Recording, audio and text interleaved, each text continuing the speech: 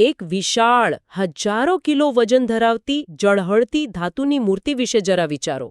હા, અને એ પણ પૂરા 108 ફૂટ ઊંચી. બરાબર. કોઈ મોટું ઐતિહાસિક સ્મારક હોય કે આધુનિક 10 માળની બિલ્ડિંગ હોય ને, બસ એટલી જ ઊંચી. પણ આમાં સૌથી આશ્ચર્યની વાત એ છે કે આટલું મોટું અને વજનદાર માળખું માત્ર એક જ પગ પર ઊભું છે. સાચી વાત છે. કોઈ પણ સિવિલ એન્જિનિયરને જો આ દ્રશ્ય બતાવીએ ને, તો પહેલો વિચાર એ જ આવે કે આ તો ગુરુત્વાકર્ષણ અને ફિઝિક્સના મૂળભૂત નિયમોની તદ્દન વિરુદ્ધ છે. બિલકુલ, કારણ કે પવનની ગતિ, પછી ધાતુનું પોતાનું વજન અને માત્ર એક નાનકડો પાયો. હા, એટલે આવું તો અશક્ય જ લાગે.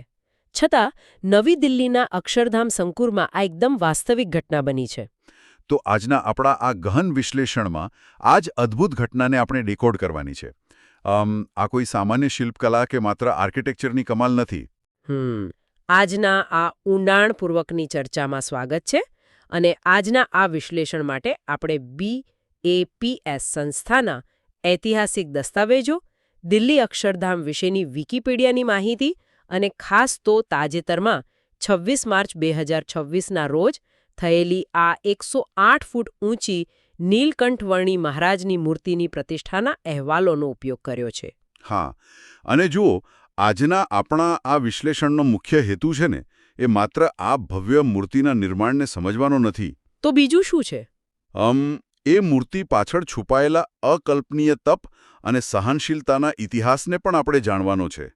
સદીઓ પહેલા 11 વર્ષના બાળયોગી નીલકંઠ વર્ણીએ જે કઠોર તપ બતાવ્યું હતું. હા, ઇતિહાસમાં એનો બહુ મોટો ઉલ્લેખ છે. બરાબર, અને એ જ તપ આજે 93 વર્ષની વયે ગુરુહરિ મહંત સ્વામી મહારાજના જીવનમાં કઈ રીતે જીવંત જોવા મળે છે, તેનું આપણે સચોટ વિશ્લેષણ કરીશું. તો ચાલો શરૂઆત કરીએ દિલ્હી અક્ષરધામથી. 26 માર્ચ 2026 એટલે કે શ્રી સ્વામિનારાયણ જયંતી અને રામનવમીનો અત્યંત પવિત્ર દિવસ. બહુ જ મોટો દિવસ. અક્ષરધામ સંકુલમાં 108 ફૂટ ઊંચી ધાતુની આ તપોમૂર્તિ નીલકંઠ વર્ણીની ભવ્ય પ્રતિષ્ઠા થઈ. અને આપણે દિલ્હી અક્ષરધામની વાત કરીએ તો વિકિપીડિયાના આંકડાઓ દર્શાવે છે કે આ પરિસર કેટલું વિશાળ છે. 6 નવેમ્બર 2005ના રોજ તેનું ઉદ્ઘાટન થયું હતું. ઓહો, એટલે ઘણા વર્ષો થઈ ગયા. હા, અને દુનિયાના સૌથી મોટા સર્વગ્રાહી હિન્દુ મંદિર તરીકે એ ગિનિસ બુક ઓફ વર્લ્ડ રેકોર્ડ્સમાં પણ સ્થાન પામી ચૂક્યું છે. અરે વાહ! આખું મુખ્ય મંદિર રાજસ્થાની પિંક સેન્ડસ્ટોનમાંથી બનેલું છે. અને સૌથી મોટી એન્જિનિયરિંગ હકીકત એ છે કે આખા મંદિરમાં ક્યાંય પણ લોખંડ કે સ્ટીલનો ઉપયોગ નથી થયો. એટલે આખી ઇમારત માત્ર પથ્થરોના ઇન્ટરલોકિંગ પર જ ઊભી છે એમ ને? બિલકુલ. અને પાયામાં ગજેન્દ્રપીઠ છે, જેમાં 148 જેટલા હાથીઓ કંડારવામાં આવ્યા છે. તો આવા ભવ્ય પરિસરમાં આ નવી 108 ફૂટની મૂર્તિ એક નવો જ આયામ ઉમેરે છે. કારણ કે આ વિશ્વની સૌથી ઊંચી ધાતુની મૂર્તિ છે જે માત્ર એક પગ પર ઊભેલી છે. પણ જુઓ, અહીં જ મારો મુખ્ય પ્રશ્ન ઊભો થાય છે. જી બોલો. આપણે આગળ વાત કરી તેમ 108 ફૂટ ઊંચી ધાતુની મૂર્તિને એક પગ પર ઊભી રાખવી એ કોઈ નાની સૂની વાત નથી. આધુનિક ગગનચુંબી ઇમારત ઊભી કરવા જેટલું જ જટિલ છે આ કામ. તો શિલ્પકારોએ આટલું મોટું જોખમ લઈને મૂર્તિને માત્ર એક પગ પર જ કેમ ઊભી રાખી? પ્રશ્ન બહુ વ્યાજબી છે. હા. એટલે બંને પગ પર ઊભેલી મૂર્તિ ન બનાવી શકાય? આ વિશિષ્ટ મુદ્રા પાછળનો હેતુ શું છે? એટલે જુઓ, એન્જિનિયરિંગમાં કોઈ પણ વસ્તુને બેલેન્સ કરવી અઘરી છે.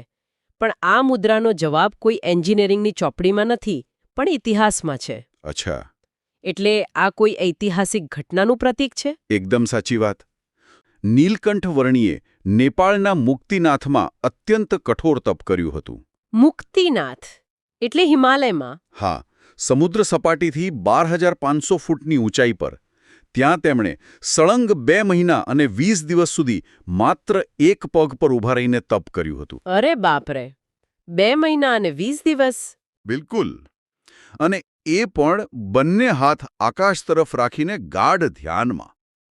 એટલે આ 108 ફૂટની મૂર્તિ એ માત્ર શિલ્પ નથી, પણ એ અકલ્પનીય ઐતિહાસિક તપનું સચોટ અને પ્રતિકાત્મક દર્શન છે. ઓહો, એટલે કે જે જોખમ આજે એન્જિનિયરોએ ધાતુની મૂર્તિ ઊભી કરવામાં લીધું છે, એના કરતાં હજારો ગણું મોટું જોખમ એ 11 વર્ષના બાળકે 250 વર્ષ પહેલા લીધું હતું. હા, પોતાના જીવંત શરીર સાથે. તો ચાલો એ ઐતિહાસિક સફરના થોડા ઊંડાણમાં જઈએ કે 1781માં છપૈયામાં જન્મેલા ઘનશ્યામે 1792માં માત્ર 11 વર્ષની ઉંમરે પોતાનું ઘર હંમેશા માટે છોડી દીધું. હા, અને ઘરનો ત્યાગ કરીને તેમણે નીલકંઠ વર્ણી નામ ધારણ કર્યું. હવે આપણે વિચારીએ તો 11 વર્ષની ઉંમર કેટલી નાની કહેવાય. બહુ જ નાની. આજે આપણે 11 વર્ષના બાળકને એકલા સોસાયટીની બહાર પણ નથી મોકલતા. સાચી વાત છે. અને ઐતિહાસિક નોંધો જુઓ. નીલકંઠ વર્ણી પાસે ઘર છોડતી વખતે શું હતું? માત્ર એક લંગોટી, ગળામાં એક નાનું શાસ્ત્ર, એક મૂર્તિ અને ભિક્ષાપાત્ર. બસ આટલું જ. કોઈ પગરખાં કે ગરમ કપડાં નહીં. ના, કોઈ રક્ષણ નહીં. અને આ જ સ્થિતિમાં તેમણે 7 વર્ષ સુધી યાત્રા કરી. 7 વર્ષ સુધી! અને એ પણ ખુલ્લા પગે. છે કે તેમણે આખા ભારતમાં ફરતા રહીને કુલ 12,000 કિલોમીટરની યાત્રા કરી. હિમાલયથી લઈને દક્ષિણના સમુદ્ર તટ સુધી. હું અહીં થોડો પ્રતિવાદ કરવા માંગીશ. મતલબ, આ વાત થોડી માનવા જેવી નથી લાગતી. કેમ એવું? એટલે જુઓ, આજના સમયમાં આપણે હિમાલય જઈએ તો થર્મલ વસ્ત્રોના layer, trekking shoes, oxygen cylinder અને ગાઈડ વગર જવાની કલ્પના પણ નથી કરી શકતા. હા, એ તો છે જ. તો પછી 11 વર્ષનો એક બાળક માત્ર એક સામાન્ય કાપડમાં ખુલ્લા પગે -डिग्री તાપમાનમાં આ કેવી રીતે કરી શકે? શું આ માત્ર એક શારીરિક ક્ષમતા હતી કે પછી તેની પાછળ કોઈ અદૃશ્ય આધ્યાત્મિક બળ હતું? બહુ સરસ પ્રશ્ન છે. અને આ જ બાબત તેમને સામાન્ય માનવીથી અલગ પાડે છે. આ ભૌતિક રીતે સંપૂર્ણપણે અશક્ય છે.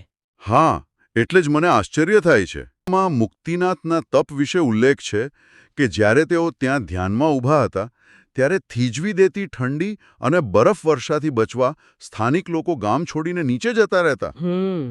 પણ નીલકંઠવર્ણી ત્યાં જ રહ્યા. હા, ખુલ્લા આકાશ નીચે.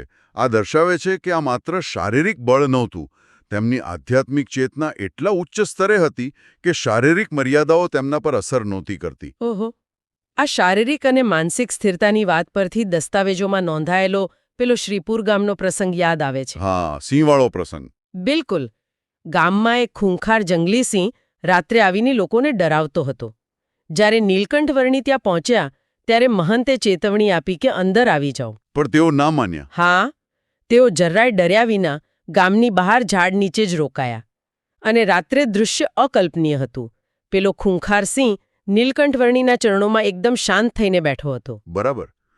અને જુઓ, આ કોઈ ચમત્કાર નથી. જ્યારે અંદરની શાંતિ, કરુણા અને નિર્ભયતા પ્રચંડ હોય છે ને, ત્યારે તેની અસર આસપાસના વાતાવરણ પર પડે છે. એટલે જંગલી પ્રાણીઓ પણ હિંસક સ્વભાવ ભૂલી જતા હતા. હા, આ 12,000 કિલોમીટરની યાત્રા માત્ર ભૌગોલિક ન હતી. આ યાત્રા સમાજમાંથી અંધશ્રદ્ધા દૂર કરવા, સનાતન ધર્મ અને ભક્તિની પુનઃસ્થાપના કરવા માટે હતી. અંધશ્રદ્ધાની વાત નીકળી છે તો પેલા પીબેક બ્રાહ્મણનો પ્રસંગ પણ લેવા જેવો છે. હા, બંગાળના નવલખા પર્વત પાસેનો પ્રસંગ. બિલકુલ. પીબેક કાળો જાદુ કરતો હતો. જ્યારે નીલકંઠવર્ણી ત્યાં ગયા ત્યારે પીબેક અહંકારમાં આવી ગયો અને તેમને મારી નાખવાની ધમકી આપી. હા, ઐતિહાસિક નોંધો મુજબ પીબેકે પોતાના ઇષ્ટદેવ બટુક ભૈરવનું આહ્વાન કર્યું અને કાળા જાદુનો પ્રયોગ નીલકંઠવર્ણી પર કર્યો. રાતભર ભયાનક અવાજો કર્યા. પણ નીલકંઠવર્ણી ડર્યા ખરા? જરાય નહીં.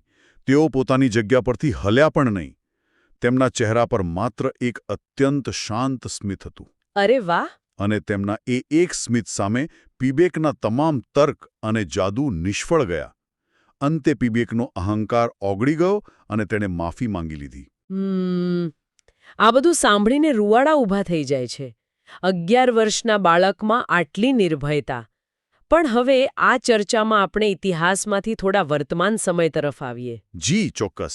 કારણ કે આજના સમયમાં એ જ તપ અને સહનશીલતા કઈ રીતે જીવંત છે તે 26 માર્ચ 2026ના અહેવાલોમાં સ્પષ્ટ દેખાય છે. 93 વર્ષની વયે મહંત સ્વામી મહારાજના જીવનમાં એ જ નીલકંઠવર્ણીના ગુણો જોવા મળે છે. હા, અને આ આપણા વિશ્લેષણનો સૌથી મહત્વનો મુદ્દો છે.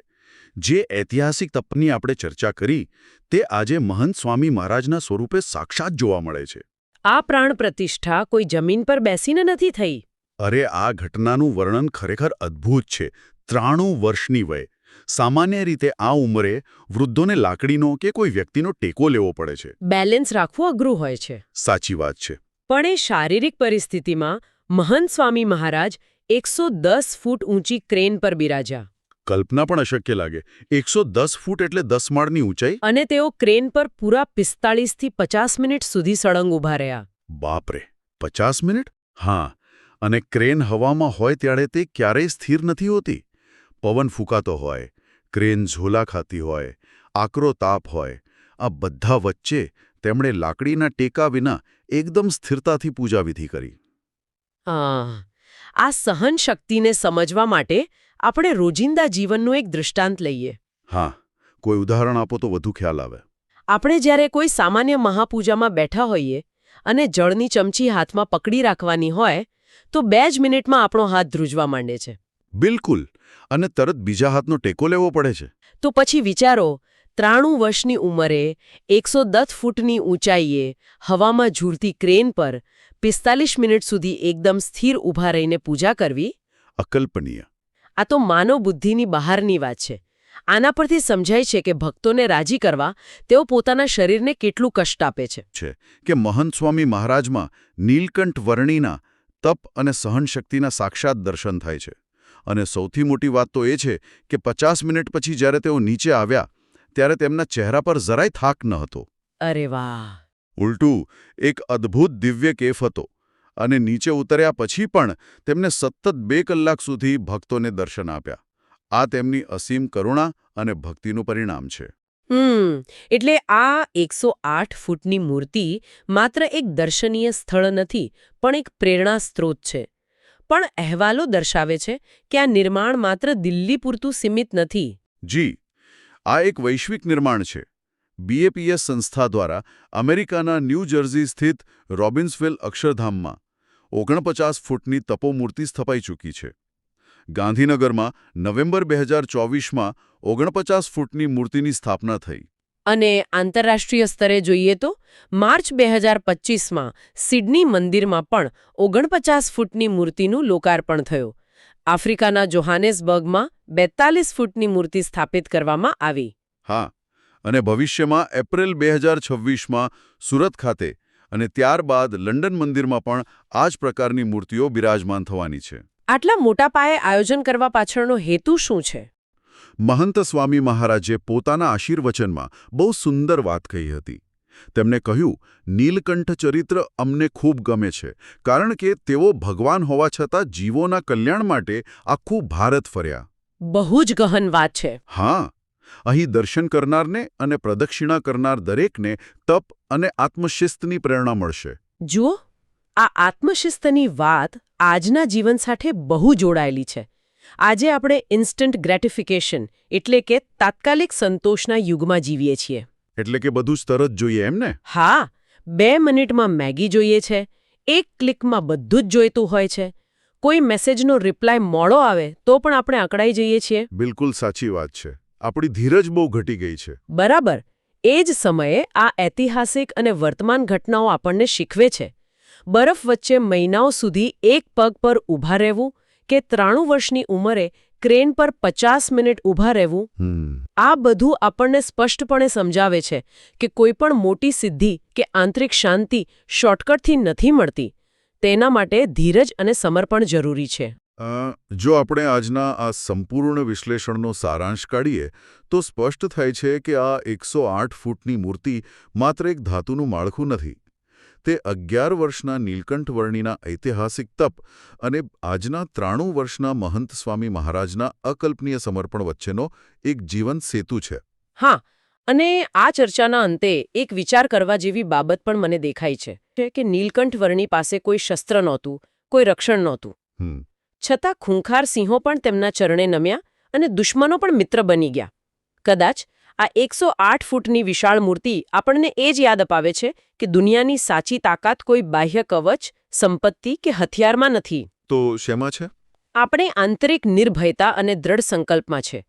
આપણે વિચારીએ કે જો એ બાળ યોગી અને 93 વર્ષના સંત આવું અશક્ય લાગતું તપ કરી શકે તો આપણા રોજિંદા જીવનના એવા કયા મુશ્કેલીરૂપી પહાડો છે જેને આપણે આપણી અંદરની થોડીક દ્રઢતા જગાડીને પાર ન કરી શકીએ? ખરેખર આ એક બહુ જ પ્રેરણાદાયક વિચાર છે. આપણી અંદરની એ સુષુપ્ત દ્રઢતાને જગાડવાની જરૂર છે. બિલકુલ. તો આ ઊંડાણપૂર્વકની ચર્ચાથી આપણને ચોક્કસ એક નવી પ્રેરણા મળી છે. આ જ રીતે નવા અને રસપ્રદ વિષયોના ગહન વિશ્લેષણ સાથે આપણે ફરી મળીશું. ત્યાં સુધી આ અકલ્પનીય ધીરજ અને સમર્પણ વિશે વિચારતા રહીએ.